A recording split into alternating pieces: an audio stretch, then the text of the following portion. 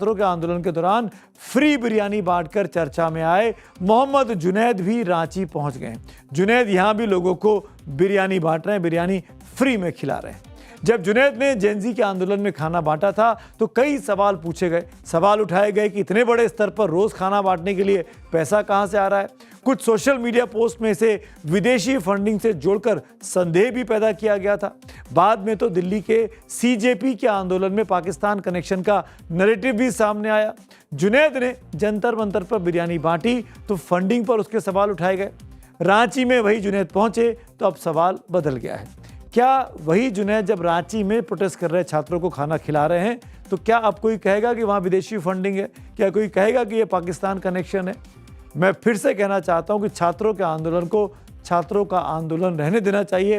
राजनीतिक पार्टियां राजनीति करने के चक्कर में इस छात्रों के आंदोलन के साथ जो जाति करती हैं वो देश का ही नुकसान कर रही है। वोट बैंक अपनी जगह है और देश का भविष्य और उसकी प्राथमिकताएं अपनी जगह है। आज भारत दुनिया का सबसे युवा राष्ट्र है। लगभग 65% से अधिक आबादी 35 वर्ष से कम आयु की है। ये हमारी ताकत है। इस शक्ति का इस्तेमाल राष्ट्र निर्माण में होना चाहिए और अगर सही मायने में ऐसा हुआ तो भारत को दुनिया की सबसे बड़ी महाशक्ति बनाने से कोई नहीं रोक सकता। चाहे सत्ता पक्ष हो या विपक्ष, हर राजनीतिक धारा को ये सोचना होगा कि देश युवाओं को कैसे शक्तिपुंज बना सकता है। मत भूलिए कि 11 से लेकर 14 के बीच में जो अन्ना का आंदोलन हुआ उस वक्त फेसबुक और व्हाट्सएप का दौर था। वो व्हाट्सएप के दौर में सत्ता परिवर्तन हो गया था। 2 बार की चुनी सरकार कांग्रेस की, मनमोहन सिंह की 14 में चुनाव हार गई थी एक ऐसे व्यक्ति से जो एक राज्य का मुख्यमंत्री था, नरेंद्र मोदी। आज की जनता, आज की जनसंख्या इंस्टाग्राम पे है, शॉर्ट्स पे है, रील्स पे काम कर रही है, जेनजी जिसको कहते हैं। और ये अनफिल्टर्ड है, इसको फिल्टरेशन पसंद नहीं है, सही को सही और गलत को गलत कहती है। ये ओवर एक्सपोज्ड है, इनके पास जानकारी की कोई कमी नहीं है, इनके पास ओपिनियंस की कोई कमी नहीं है। इसीलिए जो व्हाट्सएप ने किया था 13-14 में, क्या इंस्टाग्राम रील्स अब कर रही हैं? क्या अब नेताओं को सचेत हो जाना चाहिए, चाहे वो इस तरफ के हों चाहे वो उस तरफ के हों? आगे बढ़ते हैं आज की अगली कहानी की ओर। बात रांची में हो रहे छात्रों के प्रदर्शन की करते हैं। जिस प्रदर्शन को जंतर मंतर आंदोलन का एक्सटेंशन कहा जाता है, छात्र सड़क पर हों तो सवाल सिर्फ सरकार से नहीं होता, सवाल विपक्ष से भी होता है। और जब वही छात्र कभी दिल्ली के जंतर मंतर पर दिखाई दें और कभी रांची की सड़कों पर, तो सियासत के रवैये की तुलना तो होगी ही। जंतर मंतर पर परीक्षा व्यवस्था और पेपर लीक के खिलाफ छात्र उतरे थे। रांची में जेपीएससी, जेएसएससी की कथित गड़बड़ियों के खिलाफ छात्र आंदोलन कर रहे हैं। तब जंतर मंतर और अब रांची में हो रहे प्रदर्शन की तस्वीरें लगभग एक जैसी हैं, लेकिन राजनीति बिल्कुल जुदा है। सवाल यह कि क्या छात्रों का दर्द जगह बदलते ही राजनीतिक मुद्दा भी बदल सकता है? दिल्ली में जब निशाना केंद्र की बीजेपी सरकार पर था तो बीजेपी नेताओं के सुर क्या हुआ करते थे, और अब रांची में अब सवाल जेएमएम कांग्रेस गठबंधन वाली सरकार से है, तब बीजेपी की सक्रियता कितनी है? क्या युवाओं का मुद्दा भी अब सियासी सुविधा के हिसाब से देखा जा रहा है?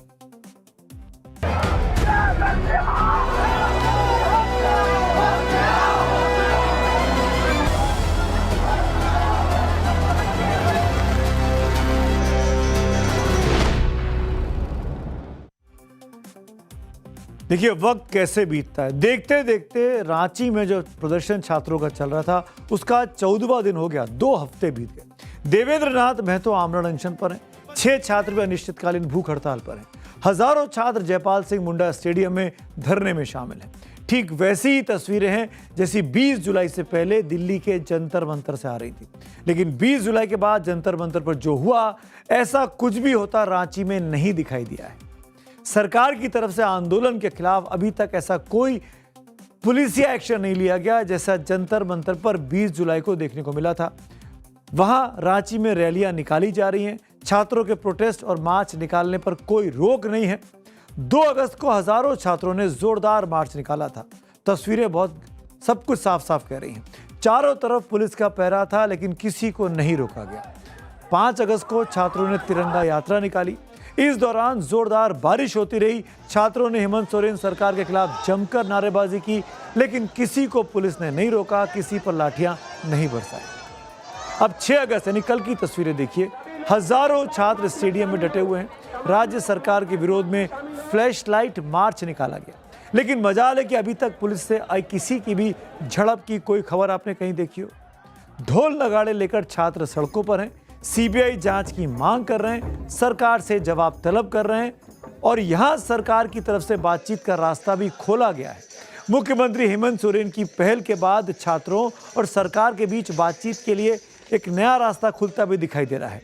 हेमंत सोरेन भी लगातार कह रहे हैं कि छात्रों की बात सुनी जाएगी, मानी जाएगी, उनसे बात करना जरूरी भी है। खुद मुख्यमंत्री कह रहे हैं रिफॉर्म के साथ आगे हम लोग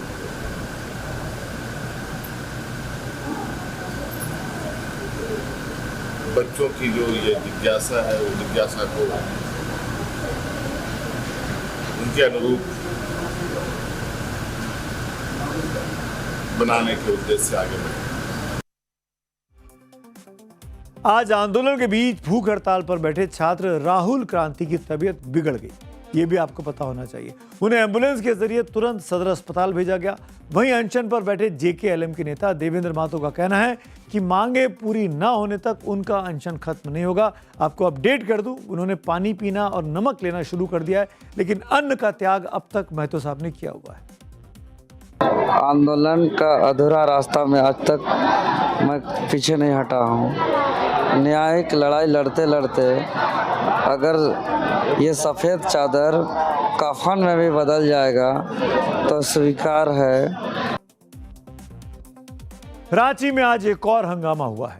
जेपीएससी प्रोटेस्ट में शामिल होने पहुंची नेहा बोरा, जो कि लेफ्ट की नेता हैं, एक युवक ने उन पर स्याही फेंक दी। नेहा बोरा छात्र संगठन एआईएसए की अध्यक्ष हैं। वो दिल्ली के जंतर मंतर पर प्रदर्शन और भूख हड़ताल करने के बाद देश भर में मशहूर हो गई। हालांकि रांची में आंदोलन कर रहे छात्र संगठनों ने पहले ही आयशा से दूरी बना रखी है। रांची के छात्र आंदोलन में एक नहीं कई छात्र संगठन पहुंचे हुए हैं। कोई धरने में शामिल है तो कोई समर्थन कर रहा है। लेकिन सवाल जंतर मंतर और रांची के आंदोलनों को लेकर सरकारों के रवैये पर लेकर उठता है। इसका अंदाजा इसी बात से लगाइए कि सोरेन सरकार की आपत्ति के बाद छात्र बातचीत करने वाली कमेटी में बदलाव के लिए राजी हो गए, क्योंकि वहां सरकार बात करती हुई दिखाई दे रही है।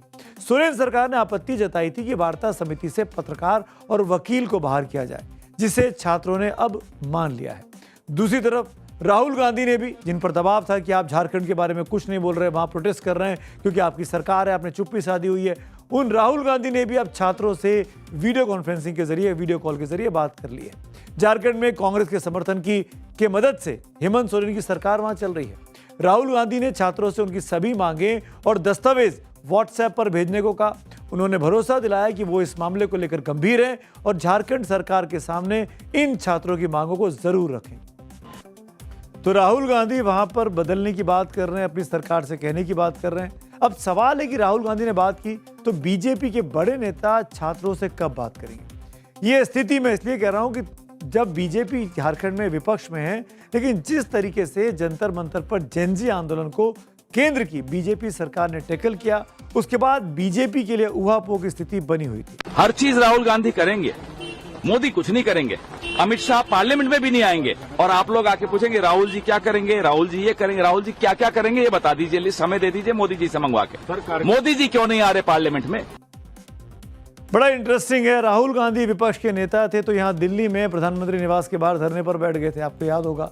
अब वहां बीजेपी विपक्ष में है तो बीजेपी को झारखंड में मुख्यमंत्री आवास के बाहर बैठना चाहिए, लेकिन बीजेपी के प्रवक्ता कह रहे हैं कि राहुल गांधी आकर बैठे। इसको क्या करना है, आप जनता को तय करना है। वैसे बीजेपी ने इस मुद्दे को लेकर प्रदर्शन जरूर किए। जेपीएससी कार्यालय और कांग्रेस मुख्यालय के बाहर बीजेपी कार्यकर्ताओं ने प्रदर्शन किया है। बीजेपी सांसदों ने भी संसद परिसर में जेपीएससी की कथित अनियमितताओं पर सीबीआई जांच की मांग उठाई है। आज भी झारखंड विधानसभा के मॉनसून सत्र के दौरान बीजेपी विधायकों ने जोरदार नारेबाजी करके सरकार को घेरा है। हेमंत सोरेन सरकार पर दबाव इस बात को लेकर है कि जांच की जो ये छात्रों की मांग है कि जांच होनी चाहिए पेपर इस पूरे कांड की, वो सीबीआई के द्वारा कराई जाए।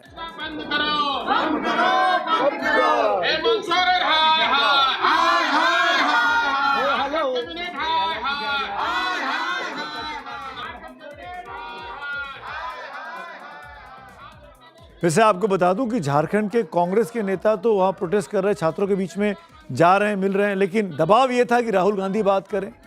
झारखंड में जो नेता प्रतिपक्ष हैं, ये भी आपको पता होना चाहिए, बाबूलाल मरांडी साहब, जिनका बहुत सम्मान है, भारतीय जनता पार्टी के विधायक हैं, उन्होंने वो लगातार आंदोलनकारी छात्रों से मिल रहे हैं, उनके बीच जा भी रहे हैं। उन्होंने छात्रों से कहा कि उनको जान नहीं देनी चाहिए। झारखंड को बचाना इस भ्रष्टाचार से जरूरी है और इसलिए मैं बार बार कहता हूं कि भाई ये आंदोलन सिर्फ बच्चों का नहीं है, झारखंड वासियों का है। इस बात को भी समझिए, छात्रों के आंदोलन के बीच सवाल यह भी है कि क्या बीजेपी का शीर्ष नेतृत्व उतनी मजबूती से छात्रों के साथ खड़ा दिखाई देता है जितना राजनीतिक रूप से उसे राज्य सरकार को घेरने के लिए दिखाई देना चाहता। यहां दिल्ली में बीजेपी के बड़े नेता लगातार बयान दे रहे हैं, लेकिन वहां ये बड़े नेता रांची में क्यों नहीं जा रहे? यही वो जगह है जहां सियासत के दो चेहरे दिखाई देने लगते हैं। दिल्ली में जेन जी केंद्र के खिलाफ आवाज उठाती है तो सवाल उठता है कि आंदोलन की जरूरत क्यों पड़ी। रांची में छात्र राज्य सरकार के खिलाफ आवाज उठाते हैं, तब फिर सवाल उठता है कि सीबीआई जांच क्यों नहीं की जा रही है। हेमंत सोरेन जानते हैं कि जैसे ही वो सीबीआई जांच को रिकमेंड करेंगे तो मामला गेंद उनके पाले से निकलकर केंद्र के पास चली जाएगी, गृह मंत्री अमित शाह के पास चली जाएगी। और ऐसे में वो अपने लिए एम्बैरेसिंग सिचुएशन पैदा नहीं करना चाहते, इसीलिए वो जांच को अपने कंट्रोल में रखना चाहते हैं। और यही तो छात्रों की शिकायत है कि सीआईडी जांच क्यों कर रही है, सीबीआई जांच क्यों नहीं कर रही है। दिल्ली में आंदोलन करने वाले युवाओं की नीयत पर सवाल उठाते हैं और रांची में आंदोलन करने वाले युवाओं के मुद्दे पर समर्थन देते हैं। तो क्या सरकार बदलते ही छात्रों के मुद्दे को देखने का चश्मा भी बदल जाता है? हालांकि बाबूलाल मरांडी छात्रों से मिलने गए हैं, लेकिन अब ये राज्य का मामला नहीं रह गया है कि नेता प्रतिपक्ष पहुंच जाएंगे और रस्म अदायगी हो जाएगी। झारखंड के गोड्डा के सांसद निशिकांत दुबे कहते हैं कि 13 अगस्त के बाद रांची जाएंगे, अनशन भी करेंगे, लेकिन पार्टी की अनुमति लेने के बाद। सीबीआई इंक्वायरी क्यों नहीं करा देते हो? दूध का दूध पानी का पानी क्यों नहीं करा देते हो? पेपर लीक के सिस्टम को कैसे ठीक करोगे या इस करप्शन के सिस्टम को कैसे ठीक करोगे? तो अभी तक इस पर कोई कार्रवाई नहीं हुई। इसीलिए मैंने कल रात तय किया है, क्योंकि आमरण अनशन एक ऐसा विषय है जिसके लिए कि पार्टी की इजाजत लेनी पड़ती है।